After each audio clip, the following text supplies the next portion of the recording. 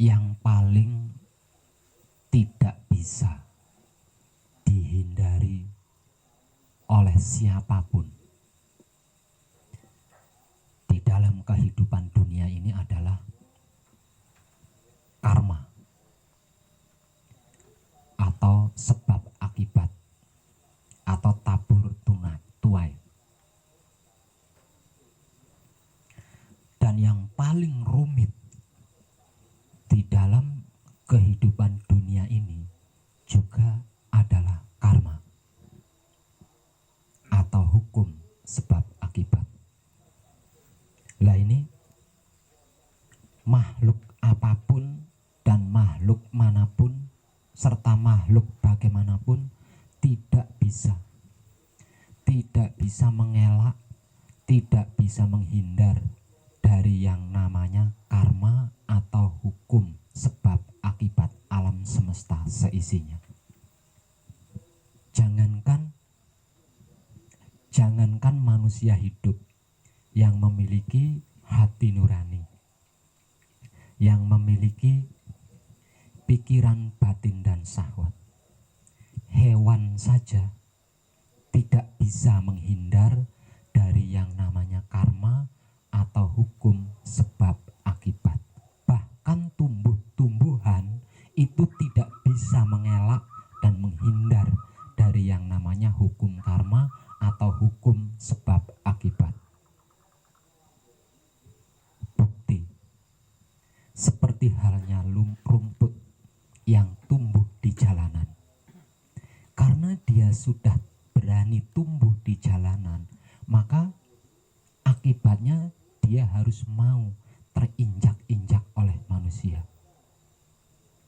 Karena dia berani tumbuh di bawah tanaman, maka dia harus siap menerima akibat dicabutin sama petani-petani. Begitu juga dengan hewan.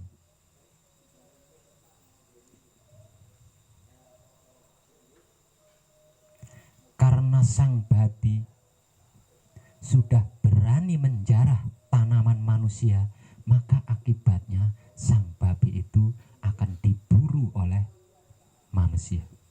Ini loh hukum karma. Ini loh hukum sebab akibat yang makhluk apapun bagaimanapun tidak bisa mengelak dan menghindarinya. Siapapun dia yang berbuat baik akan diadili oleh kebaikannya. Yang berbuat buruk akan diadili oleh keburukannya. Dan selama manusia masih menebus pengadilan karma-karmanya, masih menjalani hukum sebab akibatnya, maka selama itu manusia hidup tidak akan pernah bisa mencapai yang namanya kesempurnaan hidup atau Tuhan. Betapapun dia belajar dengan sekuat tenaga, dengan seluruh semangatnya, tetap akan mengalami kesulitan-kesulitan, akan mengalami hambatan-hambatan untuk meraih yang namanya kesempurnaan hidup atau Tuhan, yang lebih populer dengan istilah innalillahi wa inna ilaihi rojiun. Kenapa? Karena waktunya habis tersita untuk menebus karma. Energinya sudah habis digunakan untuk menjalani hukum sebab akibat.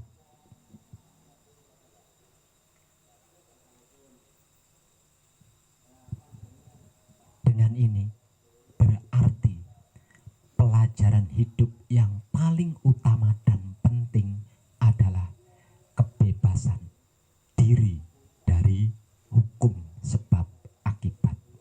Lah, kebebasan diri dari hukum sebab akibat inilah yang dimaksud daripada mahardika atau merdeka. Karena terbebas dari hukum sebab akibat atau hukum karma, maka disebut merdeka, disebut sebagai merdeka atau marsudi mring kahanane dewe, bukan bukan marsudi mring kahanane dhewe lan karma-karma. Kalau marsudi mring kahanane dhewe dan karma-karma, di situ berarti waktunya terbagi, energinya terbagi, kesempatannya terbagi, dan apapunnya itu selalu terbagi.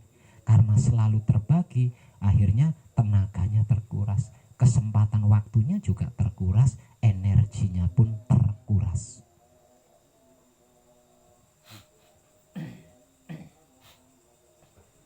Ini terlepas dari yang namanya percaya atau tidak percaya, suka atau tidak suka. Siapapun dia tidak bisa menghindar, apalagi mengelak dari yang disebut karma atau hukum sebab akibat alam semesta. Bahkan Tuhan sendiri itu loh tidak bisa membebaskan dirinya dari karma. Ekstrim kan? Saya sudah membawa Tuhan di dalam hukum karma. Nah,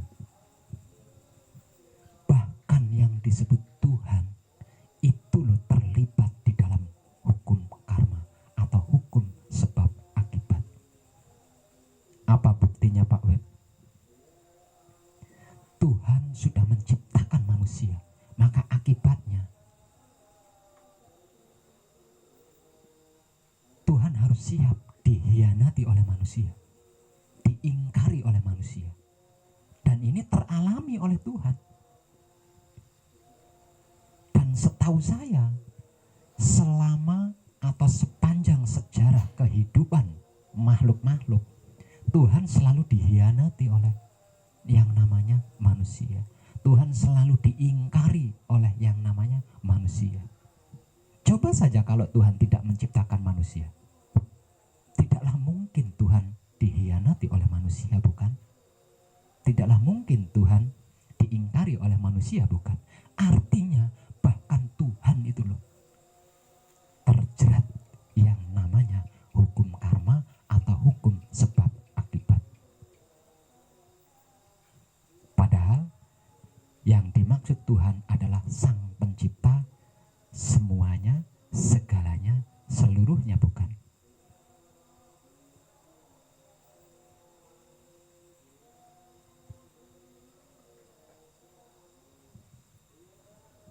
Lah, untuk inilah Tuhan menciptakan yang namanya manusia dan dibuatnya lebih sempurna dibanding makhluk-makhluk lainnya. Karena hanya dengan manusia yang terbebas dari hukum karma atau hukum sebab akibat, Tuhan pun ikut terbebas.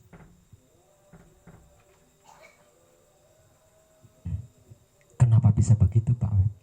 Karena Tuhan meletakkan identitasnya di setiap kedirian manusia.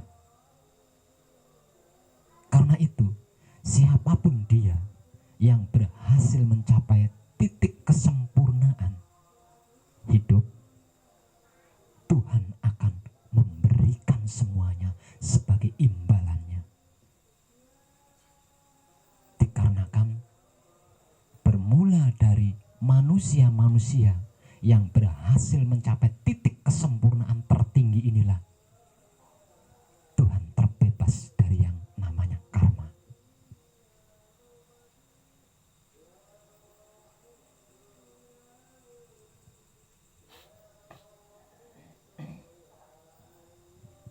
Aneh kan? Kenapa? Kan Tuhan pencipta semua, segala dan seluruhnya. Kenapa kok tidak dimusnahkan saja biar dia tidak terlibat di dalam karma? Kalau Tuhan berkehendak, bukan suatu hal yang sulit untuk membebaskan dirinya dari karma yang dia ciptakan sendiri, yaitu dengan memusnahkan semuanya, selesai. Dalam artian dia tidak akan dikhianati oleh siapapun, tidak akan dikhianati oleh apapun. Lawang tidak ada apa-apa, yang ada hanya dia kan. Tapi kenapa Tuhan tidak melakukan itu? Lah, ini jawaban yang akan kita dapatkan ketika kita manunggal dengannya.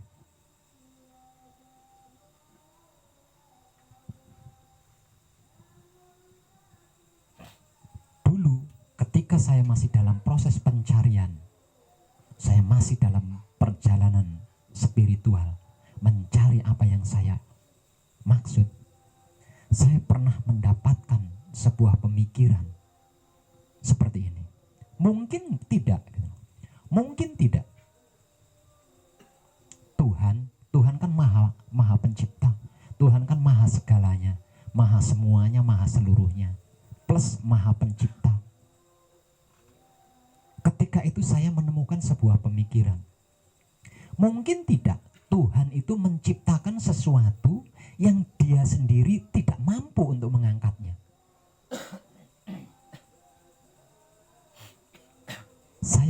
Saya mempunyai pemikiran seperti itu dulu. Mungkin tidak Tuhan itu menciptakan sesuatu yang dia sendiri tidak mampu untuk mengangkatnya. Dan selama saya berspiritual, saya belum pernah mendapatkan jawaban dari seseorang, dari siapapun yang saya datangi. Jawaban yang paling maksimal ketika saya menyampaikan pemikiran tersebut adalah, kalau kamu berpikir seperti itu, sama halnya kamu berpikir tentang dulu mana ayam dan telur. Duluan mana antara ayam dan telur? Itu jawaban paling maksimal yang saya temukan ketika saya masih dalam proses pencarian tentang pemikiran saya. Mungkinkah Tuhan menciptakan sesuatu yang dia sendiri tidak mampu mengangkatnya? Dan jawaban itu saya temukan sendiri. Ternyata iya. Yaitu Tuhan menciptakan karma, tapi dia tidak bisa membebaskan dirinya dari ikatan karma ini tanpa campur tangan yang namanya manusia hidup. Artinya di sini makhluk yang disebut manusia dengan Tuhan itu mempunyai atau memiliki ikatan terpenting. Ikatan terpenting dari seluruh yang terpenting. Kenapa? Karena Tuhan sangat membutuhkan manusia, sebagaimana manusia sangat membutuhkan Tuhan. Hak imbas bukan? Ada hubungan, ada jalinan kesadaran rasa cinta kasih sayang yang teramat sangat antara makhluk yang disebut manusia hidup dan Tuhannya. Dan ini hanya antara manusia hidup dan Tuhan yang bisa mengetahui. Selain manusia hidup dengan Tuhannya, tidak ada yang berhak untuk mengetahui ini. Saking sakralnya, saking khususnya, saking luar biasanya.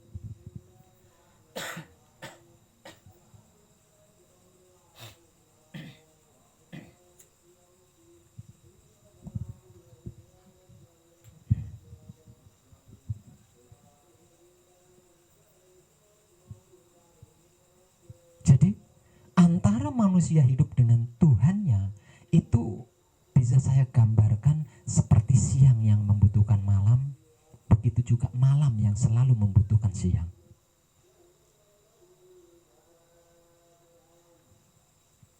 Seperti langit yang selalu membutuhkan bumi sebagai batasannya. Sebaliknya, seperti halnya bumi yang selalu membutuhkan langit sebagai perantaranya. Itulah hubungan antara manusia hidup dengan Tuhannya. Tentang hal ini,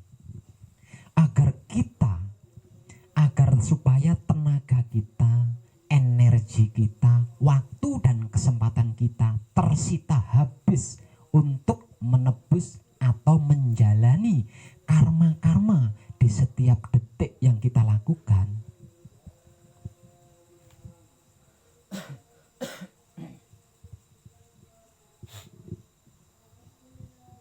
cara patrap yang baik dan tepat sudah saya ajarkan.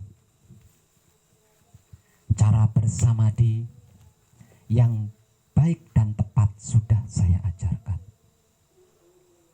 Cara menebar kesadaran rasa cinta kasih sayang hidup kepada apapun, siapapun, dimanapun, hingga sampai kapanpun sudah saya ajarkan. Cara makan yang baik dan tepat sudah saya ajarkan. Cara minum yang baik dan tepat sudah saya ajarkan. Cara medang ngerokok yang baik dan tepat sudah saya ajarkan.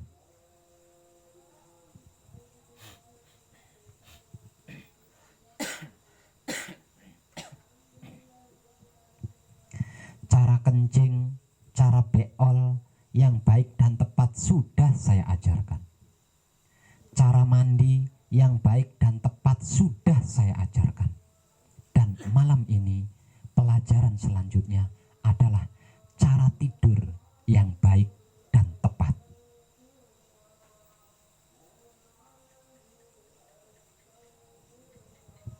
Tidur, di mana makhluk tidur, maka disitulah bermulanya akhir dan awal. Ketika makhluk tidur, maka ketika itulah semuanya, segalanya, seluruhnya akan berakhir dan bermula. Tentang apapun itu, ya, tentang apapun itu, coba saja panjenengan renungkan. Ketika panjenengan tidur, pikiran panjenengan merasa punya apa, merasa memiliki apa, hati panjenengan merasa punya apa, memiliki apa, syahwat panjenengan merasa punya keinginan apa, tujuan apa. Coba panjenengan renungkan ketika panjenengan tidur. Semua pemikiran-pemikiran, semua kebatinan-kebatinan, semua tujuan-tujuan, keinginan-keinginan yang ada di dalam syahwat kita berakhir. Bahkan kepemilikan sertifikat itu, sertifikat ini, surat itu, surat ini, semuanya berakhir ketika kita tidur. Dan semuanya itu tadi, segalanya itu tadi, seluruhnya itu lagi akan bermula ketika kita terbangun dari tidur. Ketika kita bisa terbangun dari tidur. Kira-kira seperti itu enggak? Artinya ketika tidur, maka ketika itulah semua, segala, dan seluruhnya berakhir. Yang kemudian akan bermula lagi jika berhasil bangun.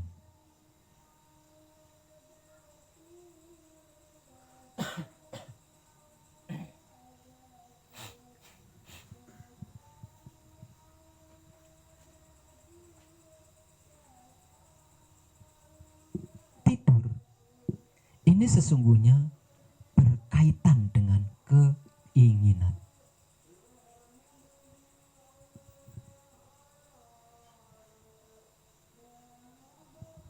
Tidur ini amat sangat berkaitan dengan yang disebut keinginan.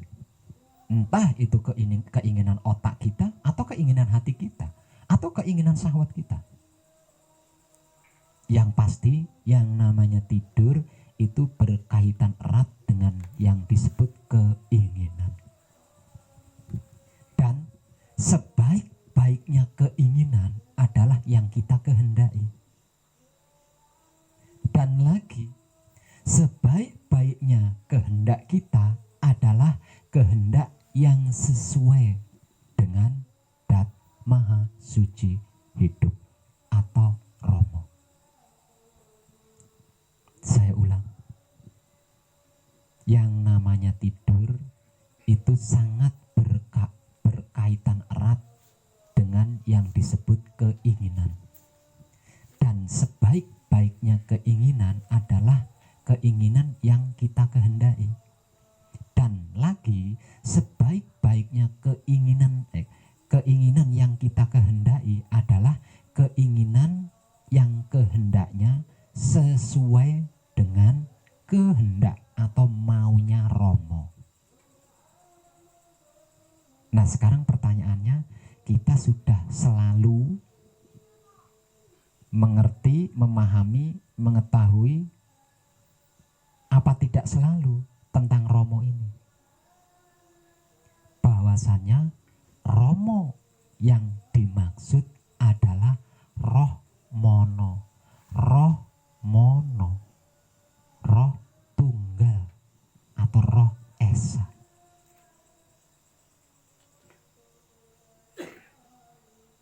Itulah maksud daripada Romo yang sedang kita kaji di sini. Roh mono, sejatinya roh mono adalah terkumpulnya seluruh roh menjadi satu, menjadi esa atau menjadi tunggal atau menjadi mono.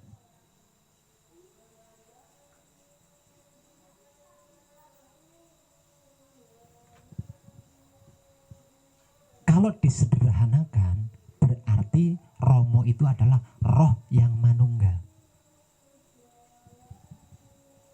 Bukan roh yang berpisah, bukan roh yang terpisah-pisah.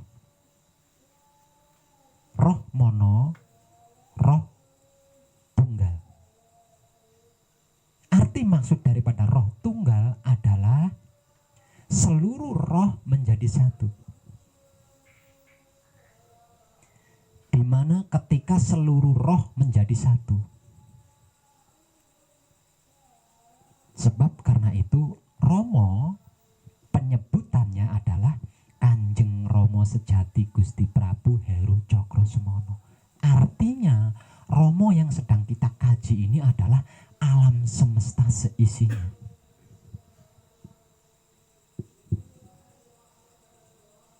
Di dalam Romo berarti ada seluruh roh semesta alam.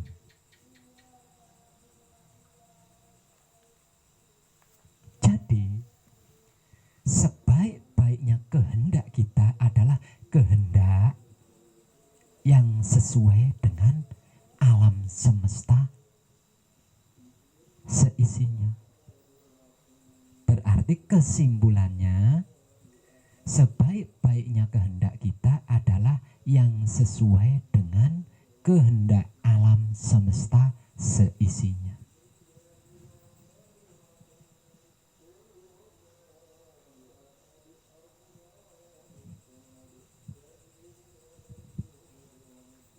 Lalu tidur yang sesuai dengan kehendak Romo atau kehendak alam semesta seisinya seperti apa, Pak Web? Ya sudah tentu tidur yang berkesadaran rasa, cinta, kasih sayang Romo itu sendiri, alam semesta itu sendiri. Sehingganya tidur kita itu bukan tidur lalai. Tidur kita itu bukan tidur lupa atau tidur yang mirip-mirip dengan orang mati. Tidur yang selalu dihantui dengan mimpi-mimpi. Tidur yang selalu berbunga dengan mimpi-mimpi. Tapi tidur yang sesuai dengan kehendak Romo atau kehendak alam semesta seisinya. Lah, malam inilah pelajaran kita di malam ini.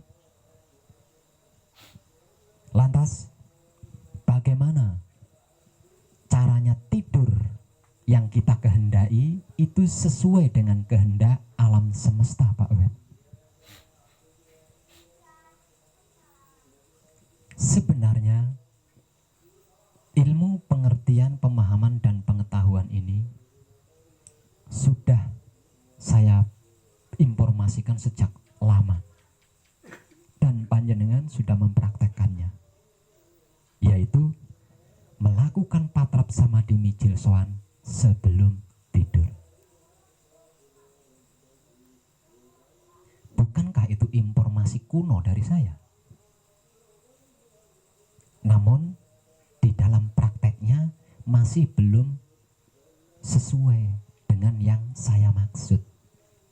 Nah, mulai malam ini mari kita sesuaikan dengan maksud alam semesta. Seperti apa? Simak dan perhatikan baik-baik.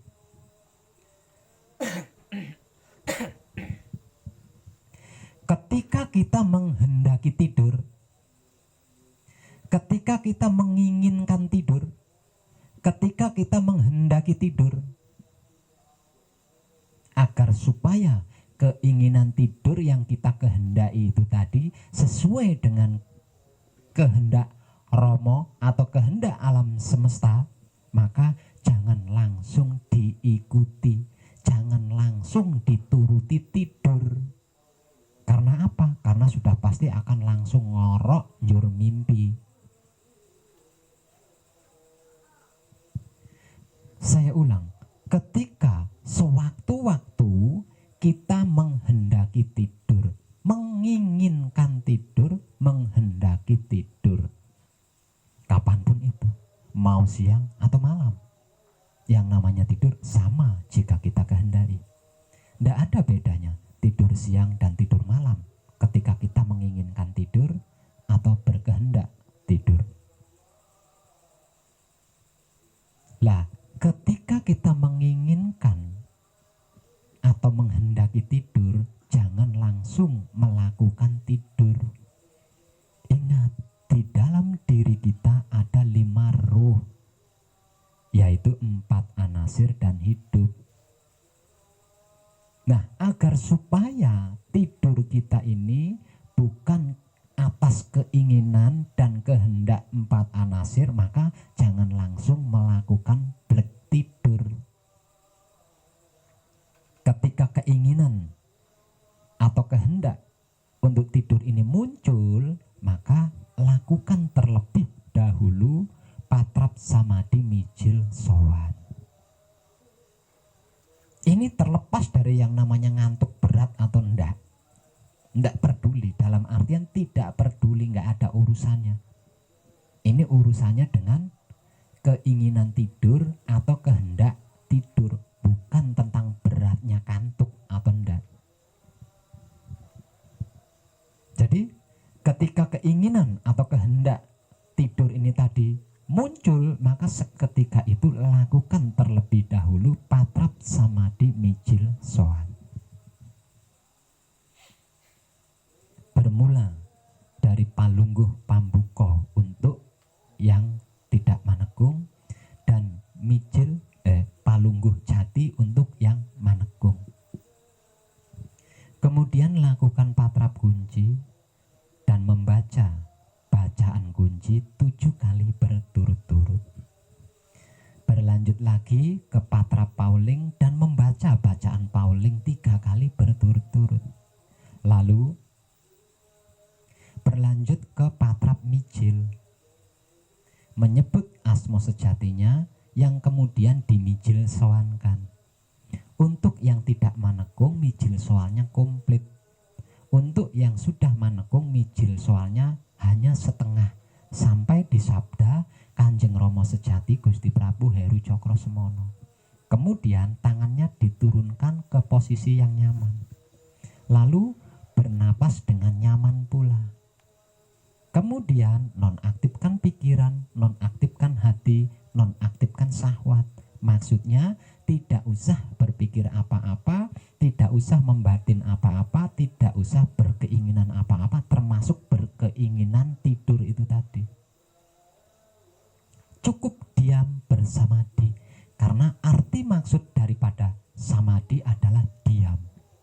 Dan ketika kita diam, maka seluruh jiwa raga kita akan dikuasai oleh hidup kita. Maka hidup kita adalah guru sejati kita. Artinya semakin jiwa raga kita dikuasai oleh guru sejati kita, semakin tercerahkanlah kita. Jadi kita akan tahu tidur yang saya inginkan, tidur yang saya kehendaki ini, keinginan hidup apa keinginan 4 anasir, kehendak hidup apa kehendak 4 anasir. Kalau kehendak 4 anasir atau keinginan 4 anasir, pasti hilang ngantuknya. Hilang ngantuknya di situ. Udah nggak ngantuk lagi. Karena apa? Karena tersempurnakan keinginannya. Tapi kalau ngantuk yang saya inginkan, ngantuk yang saya kehendaki ini adalah keinginan hidup, kehendak hidup, tetap ngantuk. Gitu loh. Pasti masih tetap ngantuk. Artinya masih ingin tidur. Lah, ketika itu lakukan palungguh panutup. Tapi palungguh panutupnya yang berkaitan dengan tidur.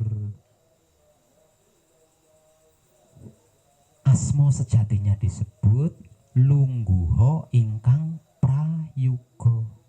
Ragane badhe tilem, atau ragane badhe turu, atau ragane badhe tidur. Reksanen murih kelaksanan turu atau tilem atau tidur kanthi teguh rahayu slamet.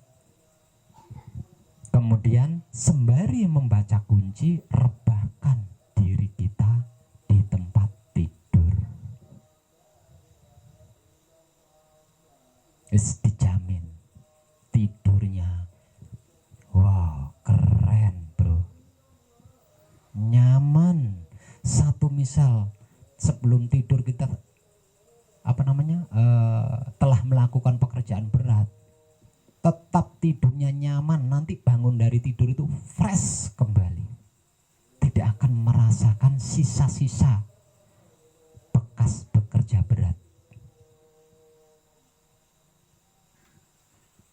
Lah, mau jam berapapun nanti bangunnya dari tidur, duduk bersila lagi, melakukan patrap mijil. Kemudian menyebut asma sejatinya dimijil toto lenggahkan. Berlanjut lagi ke patrap pauling dan membaca bacaan pauling 3 kali berturut-turut. Lalu berlanjut ke patrap kunci dan membaca bacaan kunci 7 kali berturut-turut. Kemudian turunkan tangannya di posisi yang paling nyaman dan bernapaslah dengan nyaman pula. Tetap nonaktifkan pikiran, nonaktifkan hati, nonaktifkan syahwat. Karena kita hendak melakukan samadhi, dan samadhi berarti diam. Diam artinya tidak ada bentuk usaha apapun. Dirasa cukup, lakukan palungguh panutup seperti biasanya, komplit. Dan bergerak serta bergerik sambil menikmati rasanya hasil semedi patrap mijil toto lenggah. Itulah caranya atau tekniknya melakukan tidur yang baik dan tepat. Dan lain-lainnya yang sudah saya bimbingkan, pertahankanlah dan praktekkanlah selalu secara kontinu. Karena semua yang sudah saya bimbingkan itu adalah cara-cara dan teknik-teknik untuk membebaskan diri kita dari penebusan-penebusan karma atau hukum sebab akibat. Dengan semua yang sudah saya bimbingkan itu, kita terbebas dari yang namanya karma, dari yang namanya pengadilan karma atau pengadilan hukum sebab Jadi di setiap gerak dan gerik kita tidak akan diadili oleh gerak-gerik kita.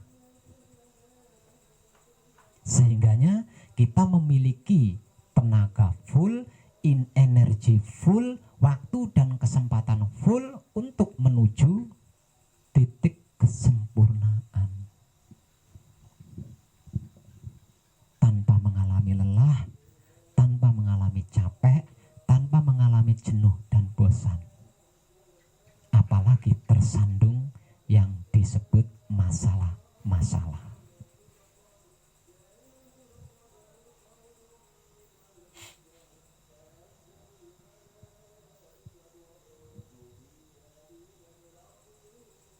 Dan itulah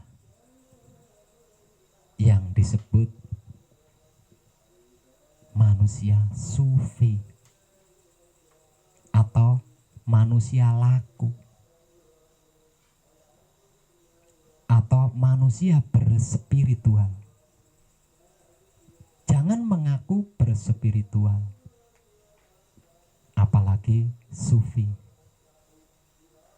Jangan mengaku laku kalau tidak tahu, tidak paham dan tidak mengerti caranya patrap yang baik dan tepat, caranya samadhi yang baik dan tepat, caranya makan yang baik dan tepat, caranya minum yang baik dan tepat, caranya medang dan ngerokok yang baik dan tepat,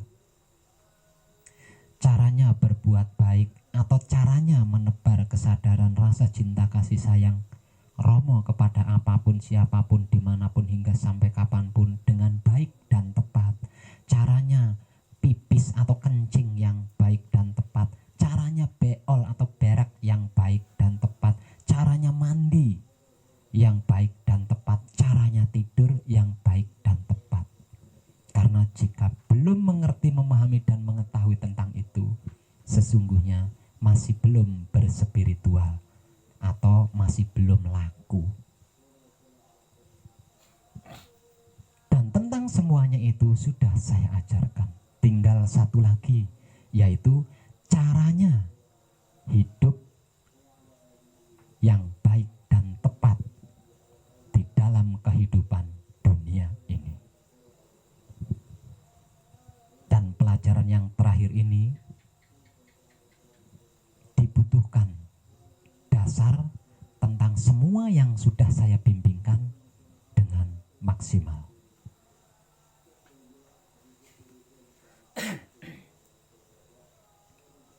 Dan ketika kita mencapai di ranah pelajaran terkait bagaimana caranya hidup yang baik dan tepat di dalam kehidupan di dunia ini, nah ini sudah puncak.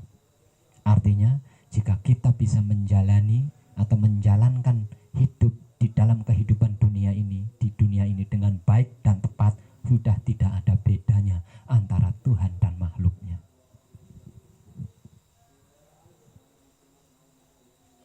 Artinya dengan itu tidak ada satupun yang mustahil.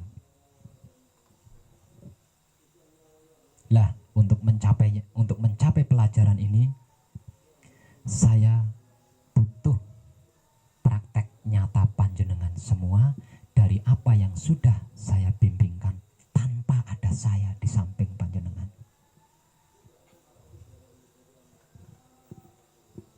Jadi praktekkan semuanya.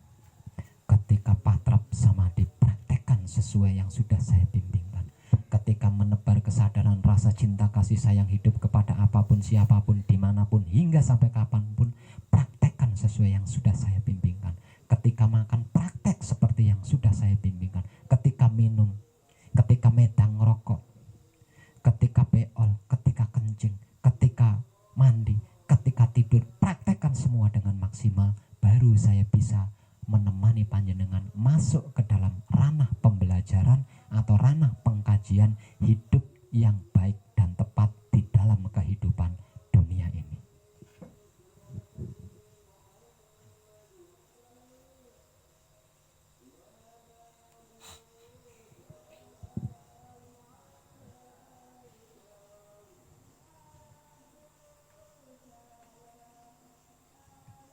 rumit ya. Rumit. Bukan cuma leluhur kita. Ya. Bukan hanya leluhur kita. Bahkan Rama Semono Sastro Hadijoyo berkata, ora gampang urip ing alam dunya lamun tanwikan mring kuncine. Sebab apapun bagaimanapun gerak dan gerik kita ada karmanya, ada hukumnya, ada aturannya. Kalau dalam bahasa spiritualnya ada sahadatnya. Apapun itu ada sahadatnya kalau dalam bahasa spiritualnya. Nah, kalau tidak ngerti, tidak paham dan tidak tahu ini kan tidak gampang. Segerak-geraknya kita, segerik-geriknya kita selalu tersandung karma. Jika tidak tahu kuncinya. Arti maksudnya jika tidak tahu sahadatnya, atau tidak tahu niatnya, atau juga bisa disebut tidak tahu sholawatnya. Jadi apapun itu, semuanya, segalanya, seluruhnya itu ada sholawatnya, ada sahadatnya, ada kuncinya. Baru gemboknya bisa terbuka. Tanpa itu tidak mungkin gemboknya bisa terbuka. Dan tentang semuanya itu tadi sudah saya bimbingkan, kecuali tentang hidup yang baik dan tepat di dalam kehidupan dunia ini. Karena itu merupakan pelajaran terakhir dari saya. Tercerahkan kita semua malam ini. Dan terima kasih ya.